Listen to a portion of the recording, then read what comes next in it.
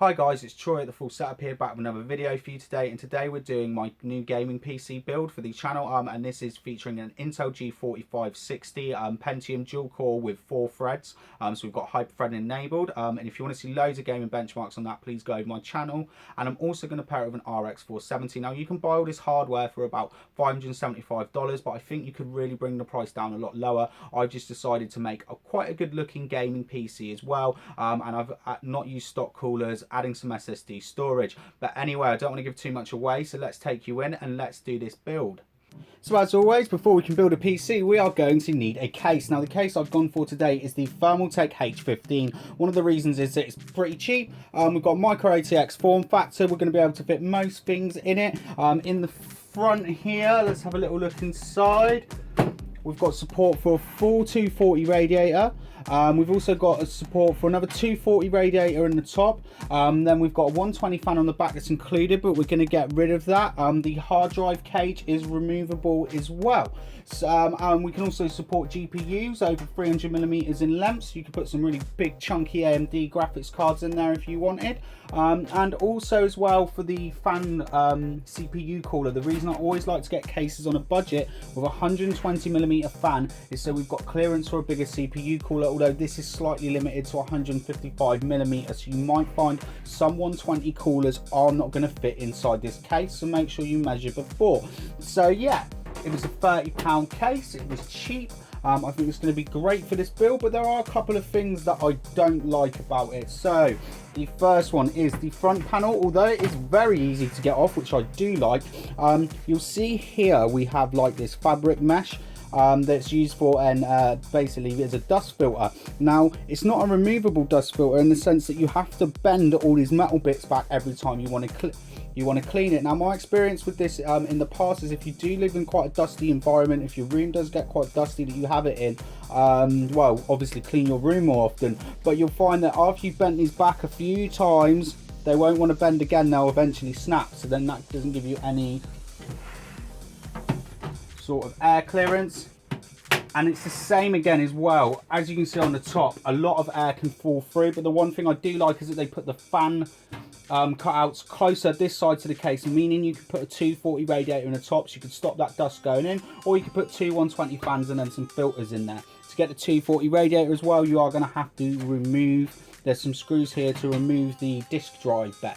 The other thing I don't like about it is, well, I know I'm trying to sell you a build video and I'm telling you everything I don't like about it, is look at that minimal cable clearance. Well, that's where we've got to put cables. Now we do have the option to string a load of power supply cables up in here, but this here where you would normally put your either 4-pin or 4-pin or 8-pin power to the motherboard is cut out by that, so I'm going to have to try and wrangle the cable all the way across the top, which isn't going to look that tidy.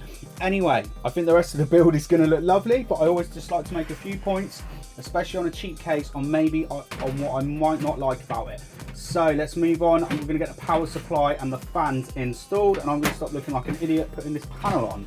So I've tried to keep the power supply and the fans in a really good budget as well for anyone looking to do a starting build. Starting off with the power supply, we have an EVGA 500 watt white, I think this is. I still think it's a bronze PSU though, it still runs just the same. Now it isn't modular, we've got this whole tentacle mess going on, so we are going to have to be very careful with our cable management. And as for the fans, I'm going to remove the stock one that came with it. We have 3 Cooler Master Sickle Flow 120s, these are with the red LED, they're rated up to 2000 RPM, but I really don't think I'm going to push these past 1000. So the cable management actually went a lot better than planned. Now I wasn't able to get the 8-pin power over, so I have just loosely cable tied it for now, and then I'm going to tighten it up once I get it into shape with the motherboard. But I've got the 24-pin power behind there fine. Now as for the rest of the cables, so now they're going to sit inside the drive cage. You won't see this where the window is, and then there's going to be a hard drive going in the top there as well. And as you can also see, we've got the 120 Sickle Flow fan at the back, and then we have 2 in the front. Now for the storage, storage, I don't buy new storage for every video. For anyone that's watched my previous builds, you know that I just price up in PC Part Picker, maybe like a similar product. So I base this on buying a 60GB SSD and a 1TB 7200 RPM hard drive. Now, if you did want a bit more SSD storage, to be fair, the price that these are on PC Part Picker, you could probably pick up a 120 off eBay for not more, or you could reduce the size of this hard drive to a 750GB or 500GB to get yourself a bigger SSD. But 60GB will actually do you for probably quite a few months if all you're doing is installing things like Steam, Origin, and then putting all your games on your hard drive. Now, there is an option to mount this SSD sideways in here, but then the label's upside down, and I'm not doing that. I'm not interested in doing that. So what you have to do is just install the SSD first. You can install it there. I'm just going to put like 2 screws in it as a demo.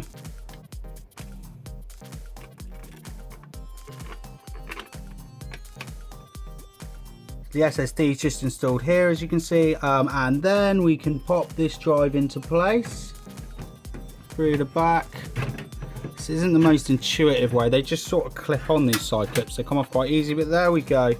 Just clip in there, and then we've got all the storage solution done, and we can put all our cables back underneath it. You're not going to see any of it because of the window. So let's move on to starting to get to the money shot process. We need to move on to the motherboard, the CPU cooler, the RAM, and most importantly, the graphics card. So the motherboard we're using today is the MSI H110M Pro VD, but if you check the PC Part Picker list, I have priced this up with the cheapest B250 motherboard, which will actually be better than this for your build. Now, hopefully the price of budget Kabylake motherboards come down in price, but I just want to answer a couple of questions quickly. Can I run Kabylake on this motherboard? Yes, we can, because we've seen it running.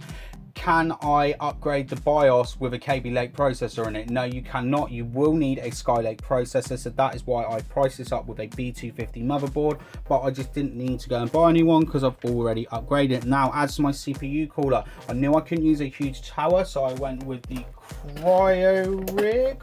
Cryorig M9i.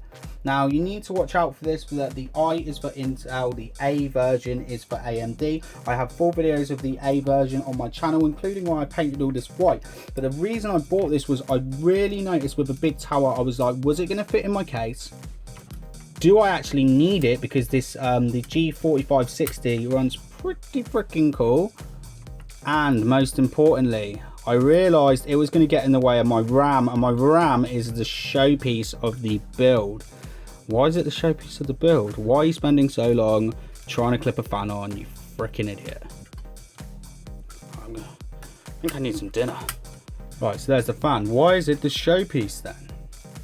Well, the reason it's the showpiece because what I have is a Avexir Blitz in black and red. Now this is going to flash red and glow red, and we've got 2 of these. I've got 2 4GB sticks. That'll give you 8GB in total.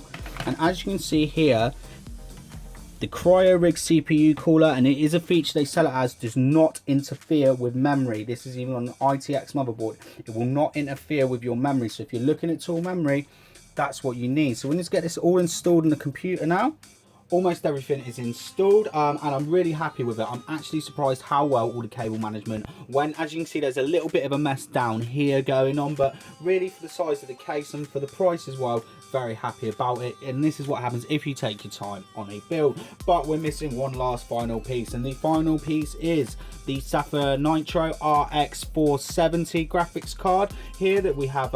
We've got RGB LED lighting, which I'm going to set to red, and then we've got this lovely, let me just turn the brightness down, lovely backplate as well. I absolutely adore this backplate. It looks beautiful. So let's get this popped into the case. So it's all powered on, and as you can already see, we've got that flashing RAM, which just looks absolutely beautiful. And we've also got all the red LED lighting as well. Now, it's not that strong a red glow that we've got going on here, but if you did want to add like Molex strips in the top and the bottom, that would really brighten it up. But at night it gives a really nice subtle glow, and that's what I was afterwards. I didn't really want this whole thing lighting up my entire desk. I've also added an 8-pin extension as well for the graphics card. If you just look at everything, it just looks so neat and tidy. As I mentioned at the beginning of this video, you could build this for a lot cheaper, but I also wanted to make a build that just looked like really nice as well, something that you can show off. You know, people will look at it and go, oh, that looks nice. So anyway, let's do some gaming benchmarks, and then I'm going to give you all my final thoughts.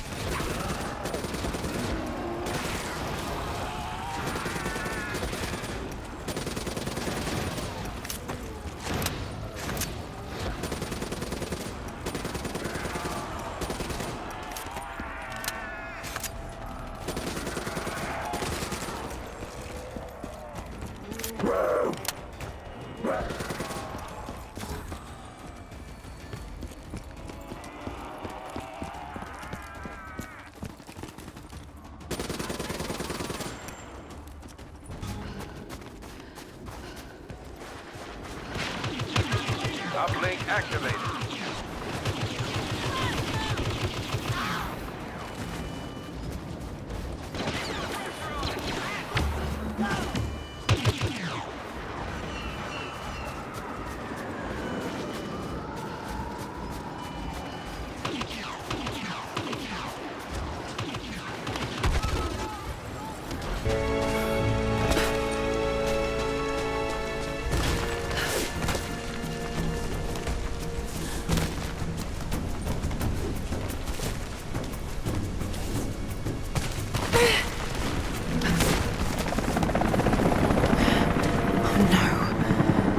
Here. Got to get inside.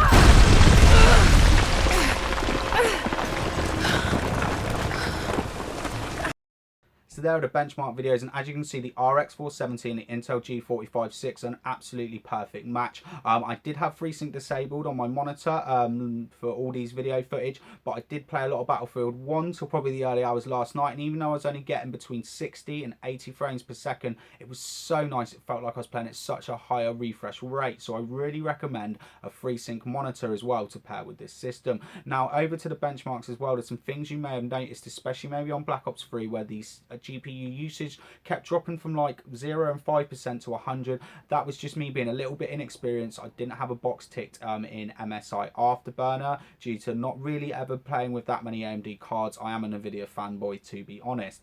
Also as well, the Relive software, although it's a massive improvement, their new recording software over Plays TV, it's still not quite shadow play. NVIDIA are claiming like a 4 or 5 frames per second drop, but I don't know if what sort of CPUs they tested that out on. I think it might have a bigger performance hit on a lower end CPU. I was noticing it to be a little bit more as well, so hopefully when I get a bit more experience with that software, I can bring a bit more quality footage for the table, because I am looking at pairing this with an RX 480 and maybe even an R9 Fury.